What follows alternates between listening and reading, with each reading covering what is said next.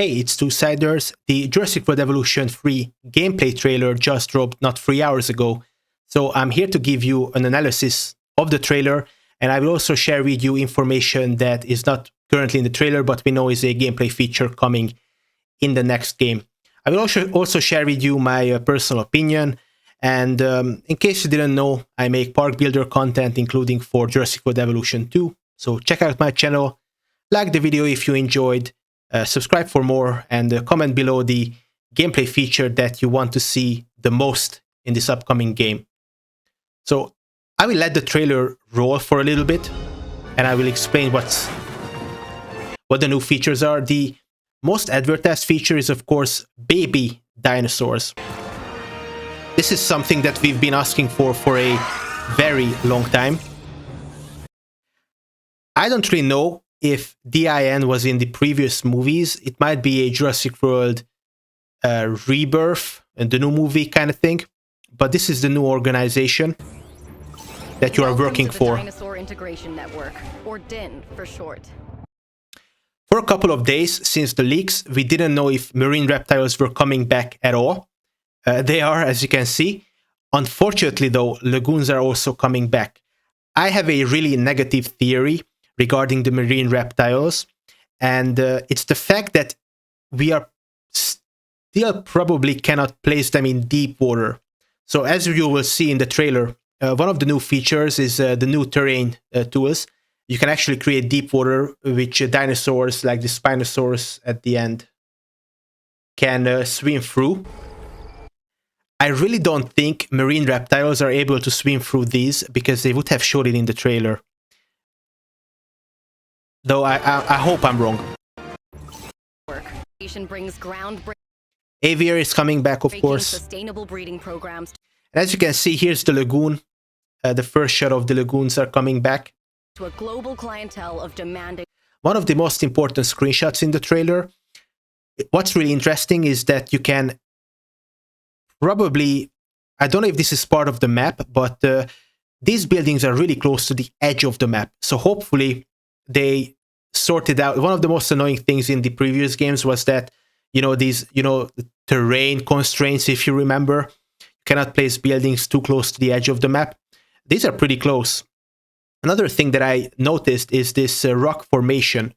I don't know if you can create these, it's probably part of the map, but it's really cool how the aviary is actually under them, so it's like a little tunnel. Site owners. We are taking paleo. Second most important screenshot, so this is kind of like a new biome. We had a biome like this, but it's like a Japanese styled biome.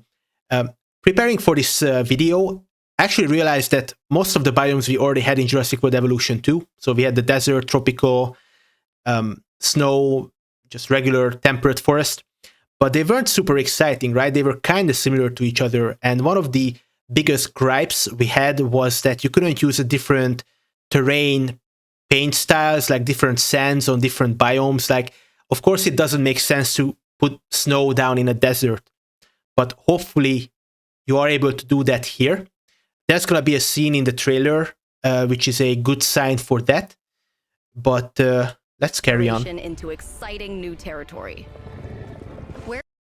So maybe they are starting to use these boxes. If you remember, the dinosaurs were just tranquilized and they had like a limp animation when they were carrying, or this is a new gameplay feature, though I'm pretty sure it's just easier for the developers to animate everything, because this yellow helicopter is actually, well, the carrying helicopter. I don't think this is a new gameplay feature, it's just probably easier for them to animate. Pioneers exclusively synthesized female dinosaurs.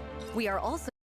So obviously, because there's breeding in the game, they're gonna give male dinosaurs. So far, we only had females.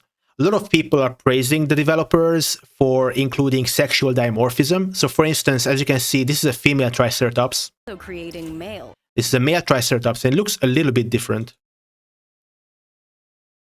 So creating...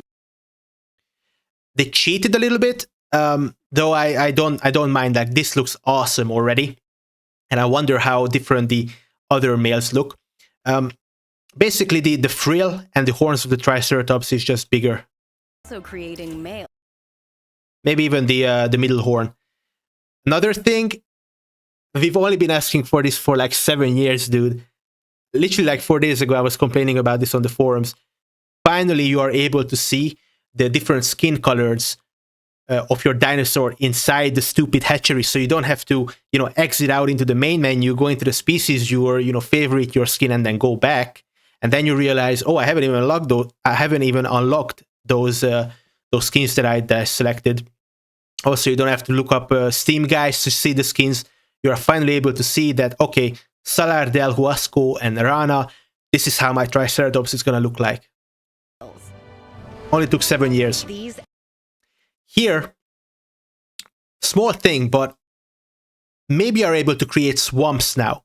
So if you remember, it was super annoying to use the water terrain tool in the second game, or in the first game, because it was just so large.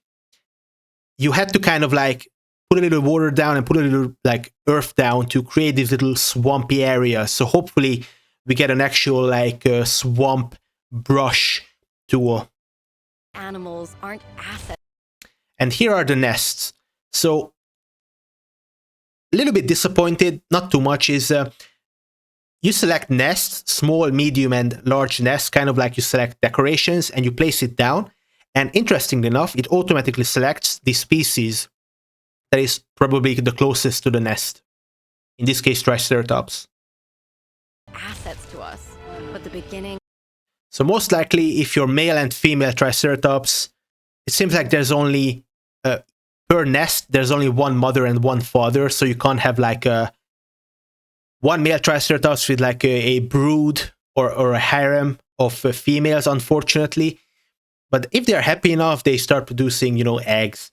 And again, a little bit disappointing that the eggs probably just, or the juvenile Triceratopses or baby dinosaurs just sort of pop out or appear from the nest. Of a new evolution. But it's better than nothing. And interestingly enough, these three Triceratopses, it seems like their skin is random because it seems like it's 3 different skin colors. So they can only inherit like 2 different skin colors from their parents, but it's 3. And do keep an eye on the young dinosaurs. They can inherit more than just appearances. So they can also inherit the genetic traits. In this case, I guess the aggressive traits from the Carnotaurus. Genetics and traits were really disappointing in the second game. They were a cool idea, but the execution was lacking. You could only have 3 or 4 traits without turning on a secret like menu option. They really didn't do anything. It was confusing in what they did. It was kind of worse than the first game, to be honest. And your dinosaurs, like, it was really cool to try to create like an alpha dinosaur, but then they just really died because they didn't have the long-lived trait. So I really hope that they sorted out the gameplay stuff in the third game. Here you see the deep water. Again, no marine reptiles, so that's a bad sign that you can only place them in lagoons. Every finally, site must be a perfect balance of security fabrication. and spectacle. So you can create almost like modded buildings inside the game without mods. Can add just different parts of it, kind of like in the first video game that I played that was like this, was a Spore. And another thing you might have missed, because it's not really in the trailer, is that, so I highlighted it here, Frontier Workshop has been added. I didn't even know this existed, so this is, unfortunately, it's not Steam Workshop support. Hopefully we'll get that too. But Frontier Workshop is something for, Planet Zoo or Planet Coaster, where if you create a building in Jurassic World Evolution 3, you can upload it so others can download it, or you can download, prefabricated buildings, which is pretty cool. Spectacle. Protecting our guests. So the trailer woman said that you need to create like a spectacle. I'm 99% sure these prefabricated stuff is just decoration. It doesn't have any gameplay value whatsoever. Guests is crucial, but so is inspiring the. Like here are like hotel skins, I guess you can call them that. Next generation. And honestly, the best part, is the new terrain tool. So one of the most annoying parts in the old games was the terrain tool kind of sucked for many reasons. Okay. One of the reasons, as you can see here, there's sort of like an option to create a rock wall. It's kind of funny. I never complained about this on the forums, but I always wanted this. One of the, again, most annoying things about the, probably it's going to be in this new game as well, is that you cannot place buildings too close to each other, which makes sense. You cannot place a building inside of another building, but you cannot place rocks inside of each other. So if you wanted to create a rock wall like this, you actually spent 45 minutes, selecting like a big rock and a small rock, and you couldn't place them inside of each other. It was so annoying. So you had to download the mods to do that. Well, it seems like there's native support for that. But what's more important is how steep this angle is. You can actually create canyons, because if you haven't played the game in a long while, the hills and mountains you could create were more like mounds or small hills, basically. Even cooler, you can create these awesome slopes. One thing I really hope is that they improve the AI. So a bug that has been in the game probably since Jurassic World Evolution 1 was, a Jeep cannot reach destination. So hopefully Jeeps and dinosaurs can actually go up and use these slopes. And as we will see later in the trailer, you can actually use these as walls. Again, waterfall, something that has been requested for so long. It's kind of similar to Zoo Tycoon 2 as well, where if you place, shallow water at the top, shallow water at the bottom, it kind of like automatically creates waterfall. This might be really annoying because this isn't actually a waterfall option. It's just a shallow water option, and it automatically creates a waterfall when it sees water under. So unfortunately, if you wanted to create like two rivers for whatever reason, like another river going up here, you can't really do that without accidentally creating a waterfall. So we'll see how annoying this will be. Another negative fact is, as you can see, the radius is still too large. So I was really hoping for them to change the smallest radius to be like literally like this big instead of this massive circle. But this is the second option, but like the first option is probably like, this big, because it's really annoying to have to place down like small rivers like this. That's a small gripe. We had this this brush already. What I wanted to point out is that even though this is a desert map, you can actually place down wetland biome stuff. So hopefully they added that in. I don't remember if it's in the base game in Jurassic World Evolution 2, but we complained about that for a long time too. Let us place like whatever we want. Like I want to place like tropical or frozen vegetation, whatever in deserts.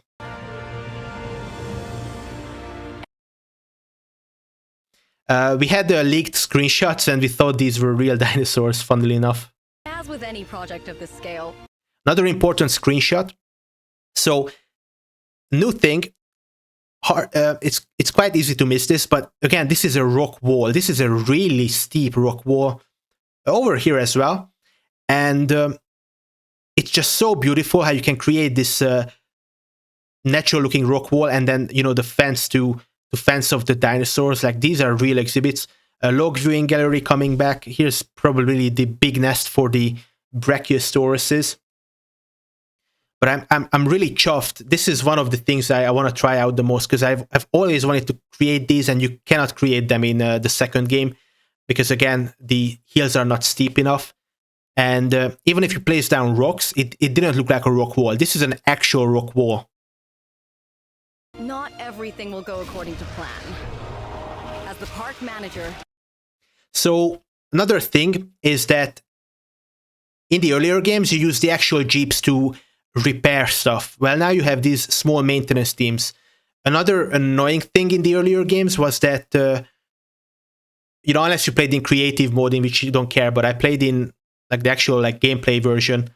And if you fenced off your jeep area, it was really annoying for the jeeps to go into the park and repair stuff. Well, these are smaller vehicles, I guess. They can get around easier. And this way, they probably don't, you know what I mean? Like, it takes so much time and effort for a Jeep to go and repair stuff. Meanwhile, they have to go take care of the dinosaurs. So maybe it's a different building now, finally. You'll also need to assess emerging situations and get... Another funny thing is they added the security cameras. The reason why this is funny is because it reminded me of the old Jurassic Park Operation Genesis game, like a 25-year-old game now. And there the security cameras were an item, but they were absolutely useless. So we'll see how useful they are here. It seems pretty useless, like... Get them under control. It won't but be maybe you easy, need them. But that's why we're hiring the best. Din is here to make a difference. Now, I'm sure you have plenty of questions, but... And now we have the Hacker Man segment. Caution, gate opening. This is your first and final warning. Din must not continue. So Din must not continue. Looks really cool. They put a lot of emphasis on this Hacker Man thing. But the hacking stuff, the first game, the second game, was literally the most underutilized feature of the entire game. So you really didn't have to care about hacking unless you were playing the mission maps. You could play around hacking quite easily by just sending your scientists to rest. And even if something was hacked, I was hoping for something to get hacked. So there's actual gameplay that I have to, restart a electric compound or whatever they are called. So I'm pretty sure It's your first and final warning. hacking doesn't matter in this game either, but we'll see. Hopefully they rework the hacking system. Or it's not called the hacking system, the sabotage, mechanic. So it's coming October 21st this year. Let's look at the Steam page, because some stuff is actually not in the trailer. So we're actually getting balloon tours, kind of like in Jurassic Park Operation Genesis. And also something called the Dinosaur Encounter. So I don't want to say worried, but it's just, gas can't touch prehistoric animals. It's probably going to be like a static building, like, the gas attraction in the previous games. So it's probably just nothing. Also really disappointed. A lot of people were asking for the boat tour. 99% sure we're not getting that. Also, you have to balance competing human interests with the delicate integration of dinosaurs into a modern world. Thank you for the AI-generated text, but I'm pretty sure guests are still just like non-existent. They are just animations. They're not actually like objects like the animals are. So I bet, bro. And it seems like this feature is coming back from the first game. You need to juggle your reputation with three influential industry sectors, I guess the entertainment, science, and security. I don't really know why it's coming back. Another reason I don't really think we're going to get any new like management stuff is because the left-hand side menu doesn't look all that different from the second game. Now, of course, classic Frontier devs, they changed every icon a little bit. They changed the font a little bit. But overall, like the groups of items that you can place is pretty much exactly the same as in Jurassic World Evolution 2. Now, finally, the final part of the video, the main controversy. So the game is going to be, 60 euros, whatever dollars. And there's a deluxe edition. Now, to be fair, the deluxe edition does contain 2 brand new dinosaurs, but it's 2 DLC dinosaurs that a lot of people, or including me, I already paid for the Thanatos Dracon, whatever, dude, and the Concavenator. Yeah, my pronunciation isn't the best. But anyways, bad news, probably the worst news that you could hear from this video is that we had like 122 dinosaurs in the second game. A lot of people were hoping to get all of those in the third game for free, the base game. No, we're only getting 80 of them. Some people are saying, that because there's breeding, they had to create like a male model, and they also had to create baby models or, juvenile models for every single dinosaur. It's probably gonna be one skin for the juveniles. It's not gonna be like Prehistoric Kingdom, where the dinosaurs literally grow from a baby to a teenager and then an adult. But still, it's probably a lot of work. So some people are saying it's fine. You know, they will buy all the new DLCs. Other people are saying that it's really greedy. Now, I'm gonna be honest with you. I'm probably gonna buy the deluxe edition. I don't know if I don't think I'm gonna pre-order, to be honest. At some point, I'm gonna buy it. I'm really not chuffed about having to buy another like $150 worth of DLCs of stuff that I already bought. So if you have a negative opinion, the best thing you can do is go on the Jurassic World Evolution subreddit and create a post, you know, voicing your opinion, you know, be respectful of the developers and the community, but just share your opinion. And that's the best way to hopefully get, I guess, more, I don't want to say free stuff because you probably already paid for it, but just get a better deal on the Jurassic World Evolution free stuff in the future. This has been Two Siders. I shall see you in the next one. Bye-bye.